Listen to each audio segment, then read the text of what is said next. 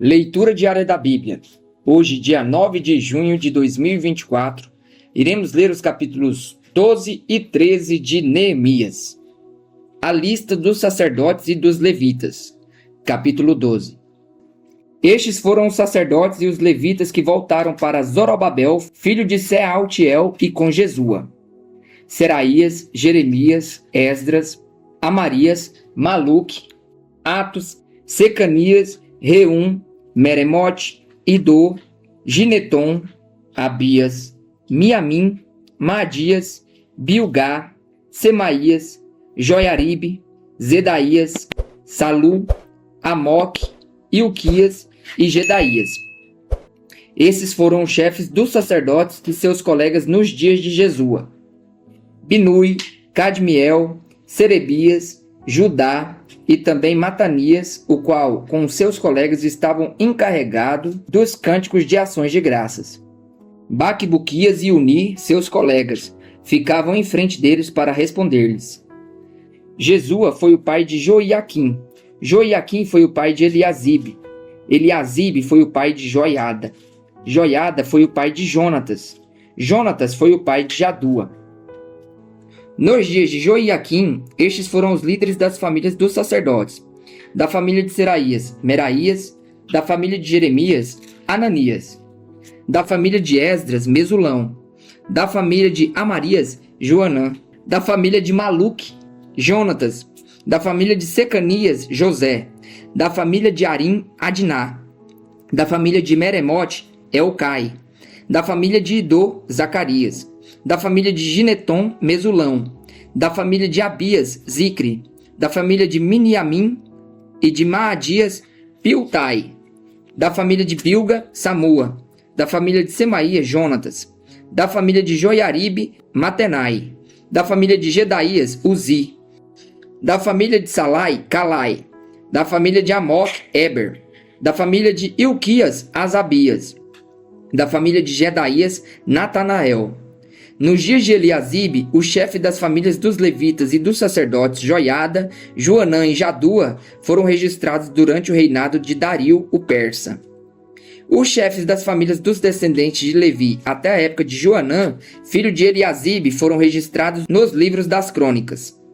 Os líderes dos levitas foram Asabias, Serabias, Jesua, filho de Cadmiel, e seus colegas, que ficavam em frente deles quando entoavam louvores e ações de graças.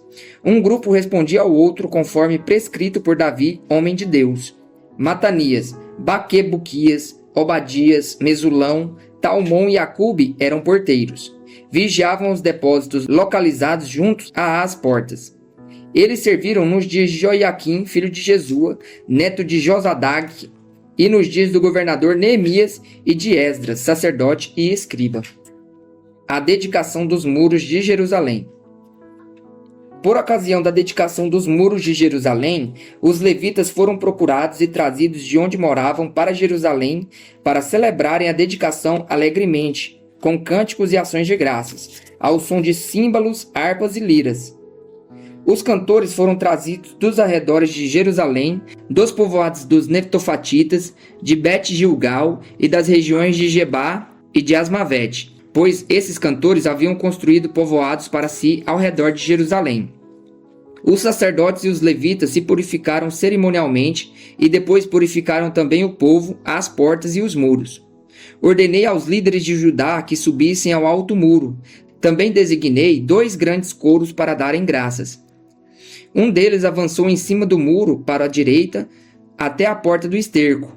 Osaías e metade dos líderes de Judá o seguiram.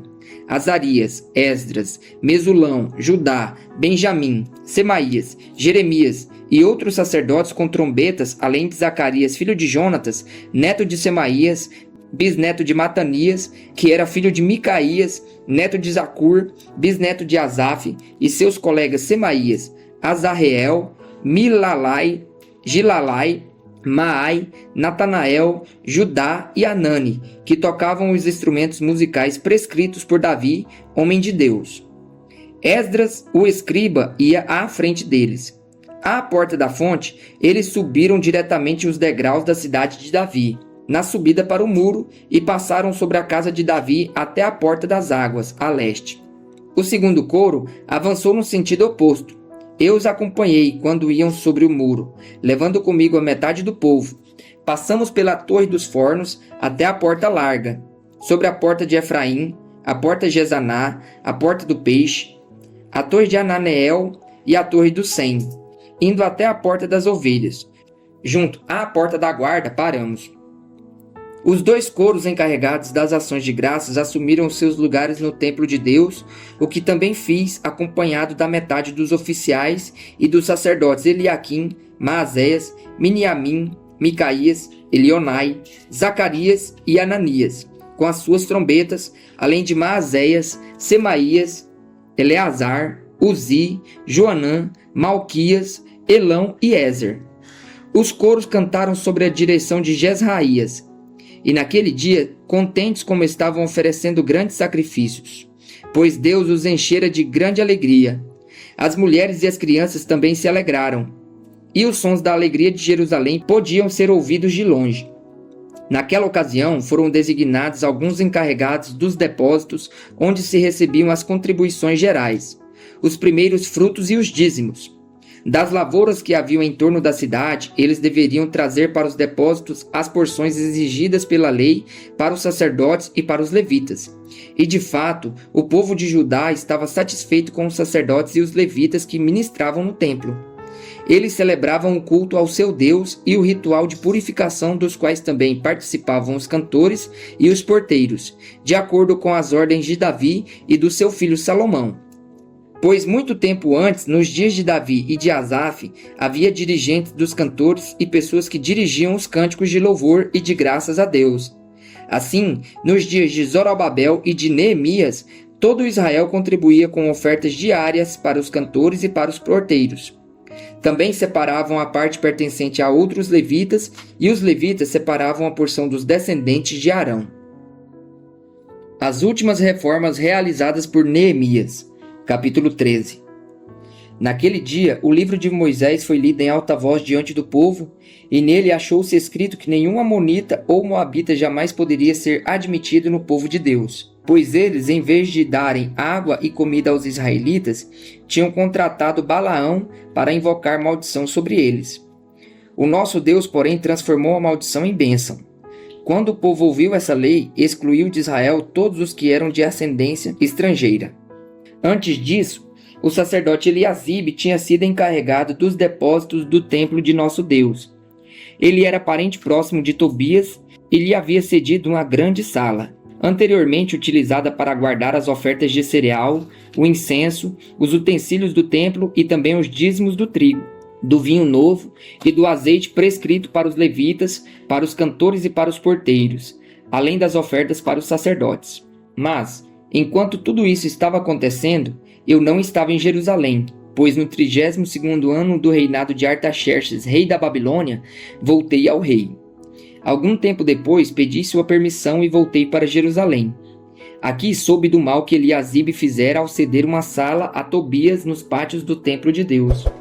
Fiquei muito aborrecido e joguei todos os móveis de Tobias fora da sala. Mandei purificar as salas e coloquei de volta nelas os utensílios do templo de Deus, com as ofertas de cereal e o incenso. Também fiquei sabendo que os levitas não tinham recebido a parte que lhes era devida e que todos os levitas e cantores responsáveis pelo culto haviam voltado para suas próprias terras. Por isso, repreendi os oficiais e lhes perguntei: por que essa negligência com o templo de Deus? Então convoquei os levitas e os cantores e os coloquei em seus postos. E todo o povo de Judá trouxe os dízimos do trigo, do vinho novo e do azeite aos depósitos. Coloquei o sacerdote Selemias, o escriba Zadok e um levita chamado Pedaías como encarregado dos depósitos, e fiz de Anã, filho de Zacur, neto de Matanias, assistente deles, porque esses homens eram de confiança. Eles ficaram responsáveis pela distribuição de suprimentos aos seus colegas. Lembra-te de mim por isso, meu Deus, e não te esqueças do que fiz com tanta fidelidade pelo templo de meu Deus e pelo seu culto. Naqueles dias, vi que em Judá alguns trabalhavam no tanque de prensar no sábado, e ajuntavam trigo e os carregavam em jumentos, transportando-o com vinho, uvas, figos e todo tipo de carga. Tudo isso era trazido para Jerusalém em pleno sábado. Então os adverti que não vendessem alimento nesse dia. Havia alguns da cidade de Tiro que moravam em Jerusalém e que no sábado traziam e vendiam peixe e toda espécie de mercadoria em Jerusalém para o povo de Judá. Diante disso, repreendi os nobres de Judá e lhes disse: como é que vocês podem fazer tão grande mal, profanando o dia do sábado? Por acaso os seus antepassados não fizeram o mesmo, levando o nosso Deus a trazer toda essa desgraça sobre nós e sobre esta cidade? Pois agora, profanando o sábado, vocês provocam maior ira contra Israel. Quando as sombras da tarde cobriram as portas de Jerusalém na véspera do sábado, ordenei que estas fossem fechadas e só fossem abertas depois que o sábado tivesse terminado. Coloquei alguns de meus homens de confiança junto às portas, para que nenhum carregamento pudesse ser introduzido no dia de sábado. Uma ou duas vezes os comerciantes e vendedores de todo tipo de mercadoria passaram a noite de lado de fora de Jerusalém. Mas eu os adverti, dizendo: por que vocês passam a noite junto ao muro? Se fizerem isso de novo, mandarei prendê-los. Depois disso, não vieram mais no sábado. Então ordenei aos levitas que se purificassem e fossem vigiar as portas a fim de que o dia de sábado fosse respeitado como sagrado. Lembra-te de mim também por isso, ó meu Deus, e tem misericórdia de mim, conforme o teu grande amor. Além disso, naqueles dias, vi alguns judeus que haviam se casado com mulheres de Asdod, de Amon e de Moabe. A metade dos seus filhos falavam a língua de Asdod ou a língua de um dos outros povos e não sabiam falar a língua de Judá. Eu os repreendi e invoquei maldições sobre eles. Bati em alguns deles e arranquei os seus cabelos. Fiz com que jurassem em nome de Deus e lhes disse: não consintam mais em dar suas filhas em casamento aos filhos deles, nem haja casamento das filhas deles com seus filhos ou com vocês. Não foi por causa de casamentos como estes que Salomão, rei de Judá, pecou? Entre as muitas nações não havia rei algum como ele. Ele era amado por seu Deus, e Deus o fez rei sobre todo Israel. Mas até mesmo ele foi induzido ao pecado por mulheres estrangeiras. Como podemos tolerar o que ouvimos? Como podem vocês cometer essa terrível maldade e serem infiéis ao nosso Deus, casando-se com mulheres estrangeiras? Um dos filhos de Joiada, filho do sumo sacerdote Eliasibe, era genro de Sambalate, o Auronita. Eu o expulsei para longe de mim. Não te esqueça deles, ó meu Deus, pois profanaram o ofício sacerdotal e a aliança do sacerdócio e dos levitas. Dessa forma, purifiquei os sacerdotes e os levitas de tudo que era estrangeiro e lhes designei responsabilidades, cada um em seu próprio cargo. Também estabeleci regras para as provisões de lenha, determinando as datas certas para serem trazidas e para os primeiros frutos. Em tua bondade, lembra-te de mim, ó meu Deus.